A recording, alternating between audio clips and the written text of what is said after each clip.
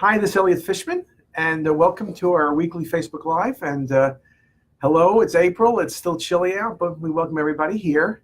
And I was going to speak originally about RSA 2019, what I thought was coming, and what I'll tell you is it's coming in December. So we'll do that a different week. And I have a special guest who is visiting me today, and I thought that would be a lot more fun. And this is Jim Traficant, who's the Managing Director of Federal Health at Accenture, which is this massive company. And Jim and I worked together way back when, or I was an advisor when Jim was running Harris Healthcare.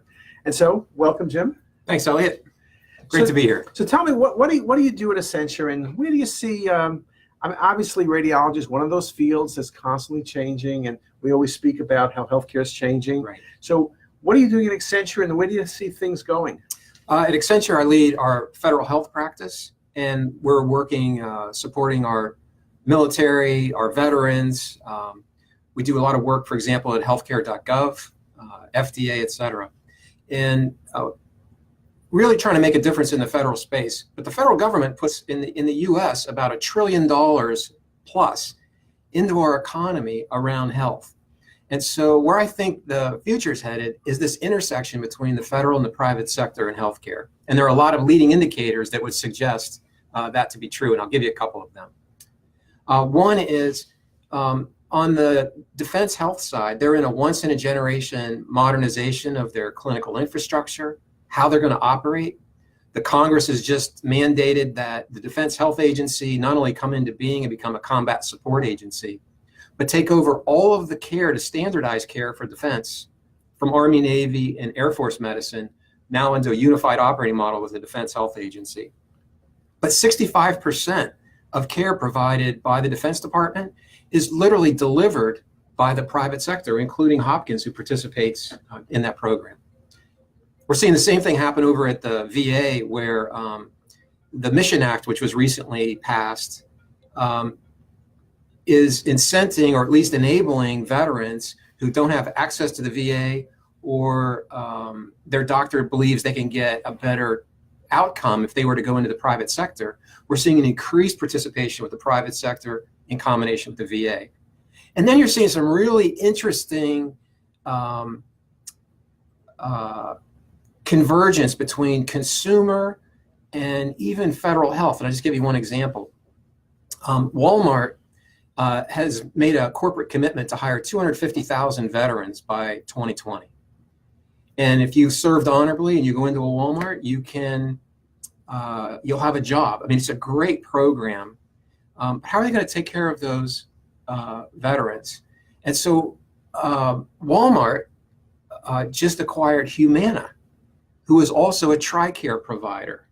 And so you're seeing Walmart now making health one of its priorities. We're seeing a similar business pivot from Amazon. And these are not, entrenched incumbent health businesses. The health industry is being dramatically shifted in ways that nobody anticipated. CVS, a consumer health, what you thought about as your pharmacy, buys Aetna for, $68 billion. So what does that mean to the future of healthcare? How will it, and then all of these players are, CVS is now participating with the VA and helping to solve for access for veterans who can't normally get, ready access into the VA, for example. So there's a lot of partnerships occurring between the federal and the private sector, and that's where I spend a good deal of my time. That sounds interesting, because it really sounds, I think, you mentioned two companies. One was Amazon, for example, that, Right. You used to think of, I give a talk and I say, well, who's going to be the most important medical companies? And as a radiologist, I'd say, well, there's one slide, column A is Siemens, GE, Philips, the usual stuff. Right. And the other one is Amazon and NVIDIA and Google. And there's no doubt that these new companies, they're not new companies, obviously. When you're $1 trillion company, you're not new, but these new players in medicine have the best. They're not worried about the legacy of what they did the last 100 years. They're not encumbered by the innovator's dilemma, where I have a whole business model and structure that I have to account for as I move to the new way of doing things. And the other one you see is Apple. This is really disruptive. With the when you look at some of the policy drivers, they also have a substantial influence in where medicine is going. One example was the American Recovery and Reinvestment Act, incenting hospitals to move towards a digital framework with their electronic health record. And, so you see, Allscripts, Epic, Cerner, and a host of these companies, Athena, all expanding their footprint. And then the question became up around interoperability and whose data is it anyway?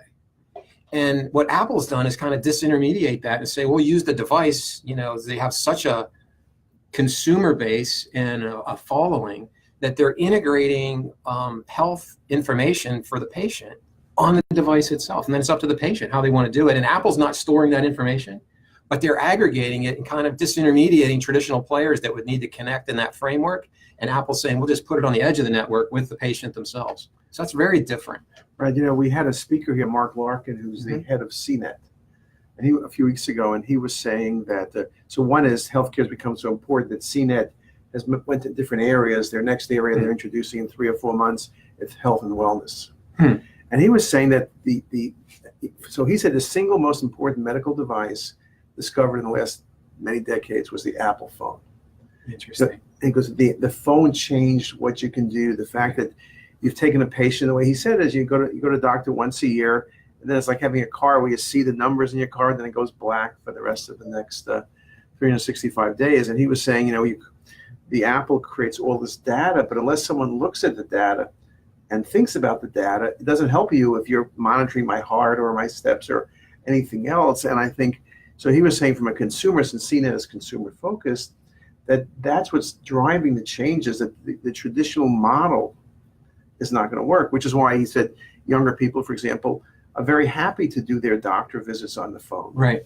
Where they want to speak to someone, they don't need to be there. They don't need to be there. Yeah. But and they're very happy with it. That's right. So I think what you're saying, and it's interesting. And what do you see as the barriers? I mean, one of the challenges, of course, is medicine has been around forever. There's big players, and we've always done it the way we do it. Right. Now, which is not going to stay. I think everyone has agreed it's not going to stay. But what are the barriers? I don't think it's the patients. The patients always want what the patients have always wanted: better care, and more information. But what are the barriers? I think there's a couple. Some of it is policy based in that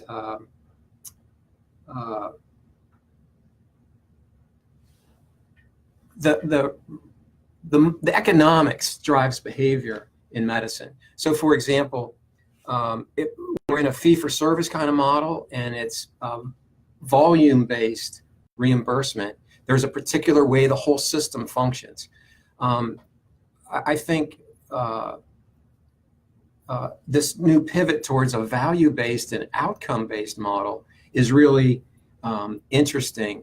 And I think when we think about barriers or impediments to getting to a future state, I think there's a natural resistance from the whole structure itself to change, because it's just so massive and such a big part of our economy. But I think the disruptive forces like Amazon, Apple, I'll just say, and others, CVS, the Walgreens, Walmart coming in, this is a totally changing the landscape of what constitutes healthcare. And I think some of the challenges are going to be transferred to some of the institutional legacy systems. So, for example, when you see CVS buying Aetna, Walmart coming into the VA, Apple partnering with an EHR company like Epic and bringing all that information to your wrist, that's a totally different model. And they're attacking basically outpatient opportunity, because in order for these large institutions to provide specialty care, there's different returns, if you will, economically in different parts of a structure. And these innovative, disruptive companies are now coming after those opportunity sets, and now going to force the legacy players to change in order to survive. And so I think it's not so much the barriers that are set up, it's just the market is changing so quickly, it's requiring entrenched players to think differently about their future. And ones that are unencumbered by legacy are coming at it predicated on their strengths in a disruptive way based on success in adjacent industries. It's a very exciting time, it's a daunting time, but I think it's good for the consumer and for the patients.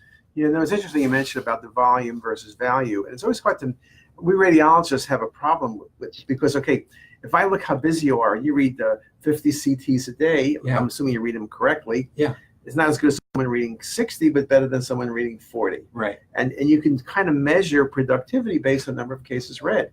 If you say to me quality, how do you measure quality? that's really hard It because is. are you reading it better than me? Are you speaking to the doctor on the phone more than I am? What are you doing exactly that provides quality? I mean, we know we could, quality to me in some senses, you read the study correctly and you did the right study the right way that impacted patient care, but that value is in the eye of the beholder, kind of. It's really Right. hard. Right. And I think the beholder in this case has to be the patient. And I see this in the federal side. I think a lot, even in the commercial side, when you look at technology and how it enters into medicine, a lot of times you'll see people get excited because we got this new capability, whether it's an electronic health record or some other tool. And I always think of this analogy: just because I buy, Microsoft Office, I can't walk around claiming I'm a best-selling author. There's a gap between having the tool and the outcome.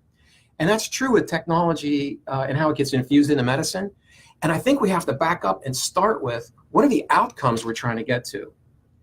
And one of the challenges we have is the increasing cost and its disproportionate impact in our economy, or 17 or 18% of GDP.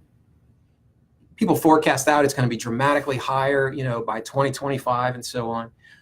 But touch labor in medicine is our dominant cost. And so the only way we could bend the cost curve, for example, is to get some automation introduced. And I know you're doing a lot of work, for example, with AI and radiology. And what we're finding is, like in that case, and you probably have another Facebook Live to talk about it, is the combination of human plus AI is a better outcome still than either one independently. And it's those kind of synergies we're looking for, where technology gets inserted for better outcomes. I think that's, start with the outcomes, then we could work with the design of the organization, the infusion of technology. But we tend to get that inverted and then try to explain away, well, where are the outcomes? And but it's interesting, it's hard to predict. Like, there was an article I was reading from Journal of Canadian Radiologic Association. They were asking medical students the effect of, would AI affect them choosing radiology? Oh, interesting. And they had a high number of people said they didn't go into radiology because they think radiologists may be replaced by AI. Now, AI, we've spoken about this a little bit in the past, but AI surely will change how we practice. And for a lot of things, I think things like mammo, maybe chest x-rays, it can replace the radiologist in the majority of cases, or maybe it'll kick out 5% of them you need to look at, which is good, because like in London, they don't have enough radiologists, right? Yeah. So they haven't read the films for 3 months, they're backed up. The computer becomes critical for them, but I think people are afraid of the unknown. And this from our previous history, when I was working in a company that supported, our national interests with defense and science and so on, that I compare an intelligence analyst, for example, to what occurs in medicine. You're trying to aggregate data from a variety of sources, apply judgment to it with critical timeframes and often lives at stake. That happens in the intelligence community and in other industries. And it also is the conundrum or the challenge of medicine. I have enough information. What I think we're going to see with AI is, maybe it'll help a little bit on the labor side. I would expect it to. But what it will really do is leverage, give us a stronger knowledge base to start with when we go to apply judgment. And so I think we'll get to better outcomes, and perhaps those outcomes or conditions being able to be identified earlier than we would otherwise because of the technology.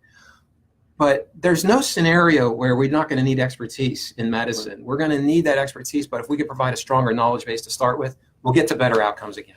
Yeah, I think the biggest, something we had spoken about before, is I think the biggest thing why AI has to help is that we create so much data now, so much information, that none of us take advantage of it. Right. You say before you get a few lab values, now there's so many lab values you have, Right. information you have, and then also I think, even when we do conferences, we've spoken about, pancreas conference, you see an unusual case, you say, remember there was this patient who looks sort of like this, that lady from 3 years ago, Right. and we treated her a different way and she responded, maybe we should do that. But no. You want to be running it through and say, okay, if you have this, things all line up, here's the patients who did well, here's the ones who didn't do well. Right.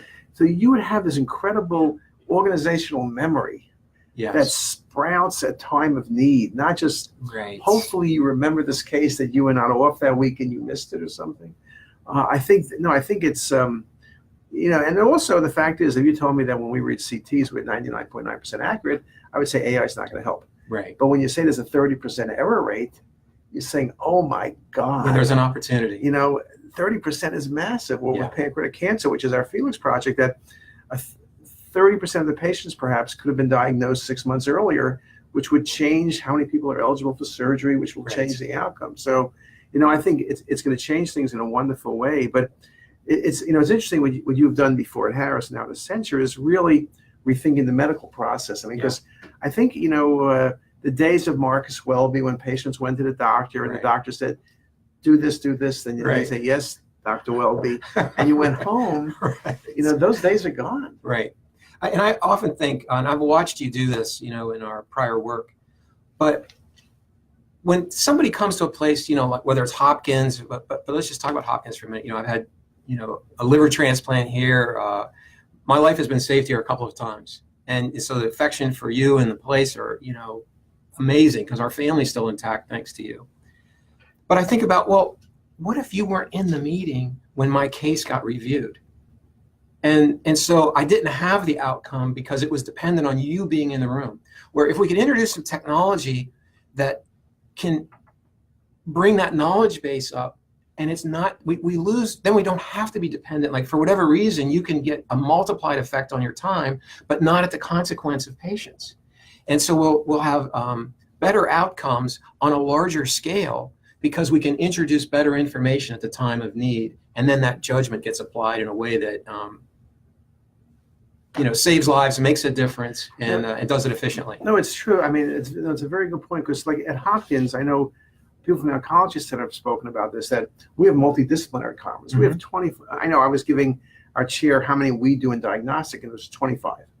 But but even with all of those, you're still looking at only a small percent of the cases that Hopkins sees, because you physically can't have that many conferences. And so I know it's in the single digits. You would like to think that every patient would have the equivalent of a multidisciplinary thing. And I think that's where computers or some type of advanced intelligence can make certain that for that patient, knowing all of the parameters, knowing everything this is the right decision for you. And we start getting into genetics being part of how we deliver care, and the information base we have, and you marry that up with images and history and the different medications that are coming available. That's more than any one person can keep up with at any given time. But much like we would do in in industry, I was at a conference, and one of the vice presidents from Walmart said, we know more about a tennis shoe on our shelf than we do about patients in our clinic, because we can't get the data and manage it as tightly. But I think we're on a trajectory with some of these new entrants, some of the advances in technology, where the blending of technology with people focused on outcomes, that we're in a very exciting time that can be transformative for medicine and particularly for patients.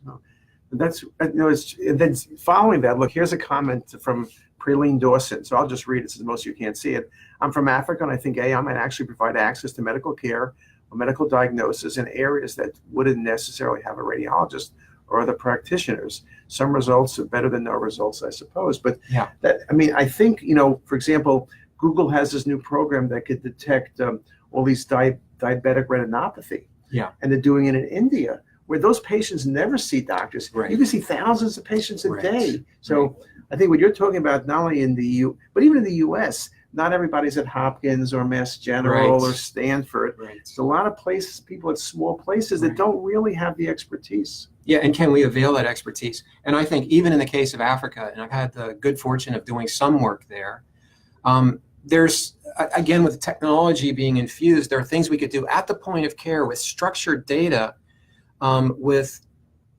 trained but not clinical people delivering some of the technology to do diagnosis and so on, with that information instantly being shared into a central location where the experts are located.